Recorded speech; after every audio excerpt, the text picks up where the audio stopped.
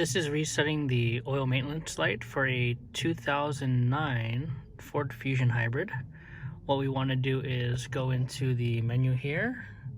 You're going to hit setup, and it's going to bring you to the menu system here. So when you hit setup, you're going to go to vehicle settings.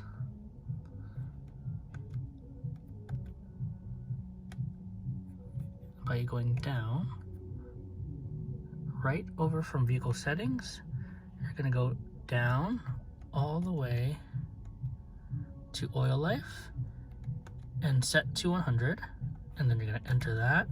So make sure you want to set that to 100. Okay, it's going to ask you to reset. Hold for 2 seconds to confirm. So hold the reset button here for 2 seconds.